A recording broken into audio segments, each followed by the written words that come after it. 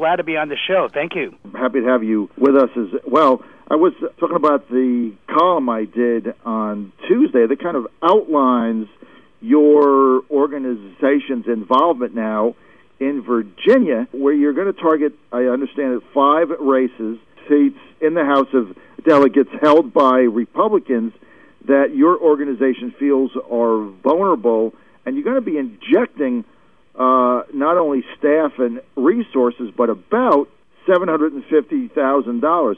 Can you kind of outline for us, Jim, what your big picture vision is with this? Well, I think, to be honest with you, I'd like to get involved in more of these races.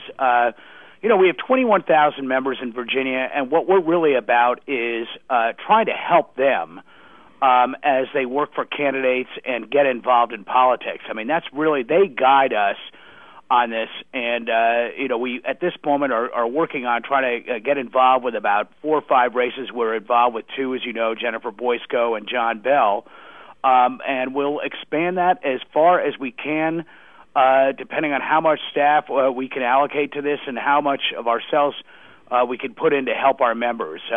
These are people with real-life experiences that are stepping up to the plate to run for office.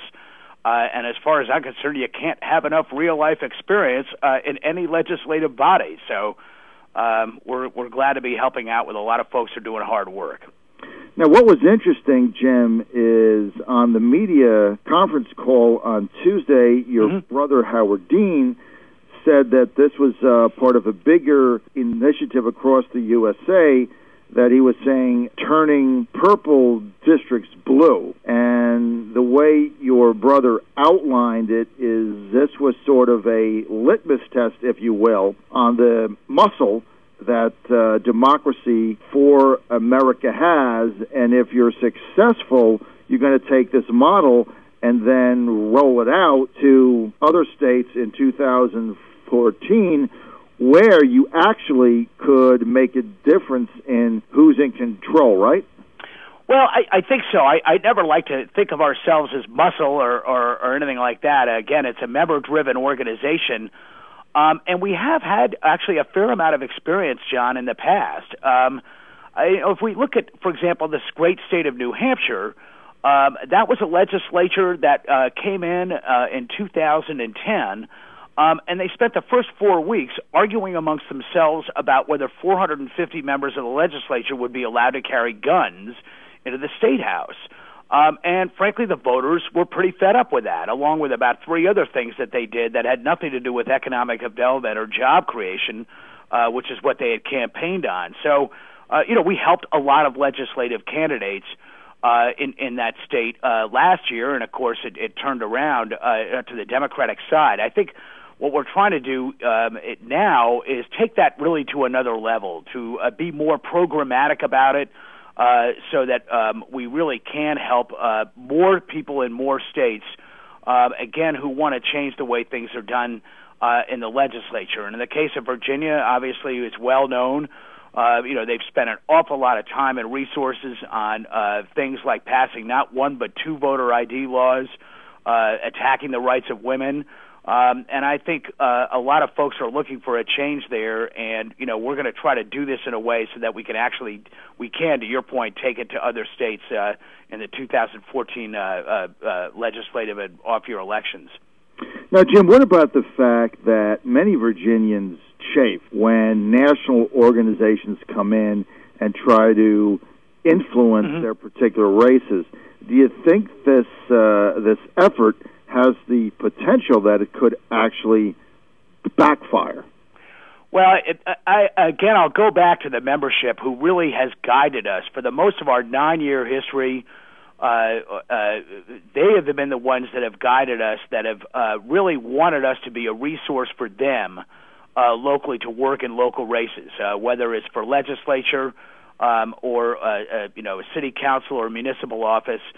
So I really look at us as trying to be an augment or an additional resources for what 21,000 people in Virginia want to see done. We're on with Jim Dean, the chairman of Democracy for America, who will be targeting a few of our local delegate races here in the Commonwealth in the next election cycle. And I'd like to move on to a handful of social issues very quickly, Jim, while we have you on the phone. Mm-hmm. Same-sex marriage going before the Supreme Court. Yesterday they heard arguments on Proposition 8, the California proposal, and today they hear arguments on the Defense of Marriage Act. Does Democracy for America have positions on these two cases?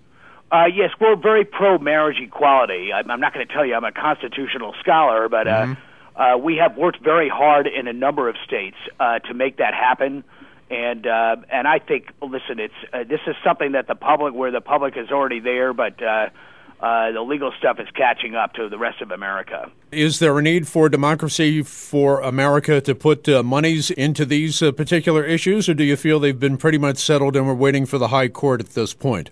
Well, where there's appropriate way to do this, we have been supporting. I mean, we were involved in the stuff in Minnesota and Washington State last year, and we'll continue to support this. I just think that the public, again, has moved ahead of the courts in this case, and even the legislators, and we're going to get there. It's just not a matter of if, it's a matter of when. And, of course, as North Dakota's Jack Dalrymple signed strict new abortion laws in his state, how do you guys fall on that? And are you targeting that state as well for public campaigns? We are very much in favor of a woman's right to choose her own reproductive health. We don't believe that it's any of the government's business.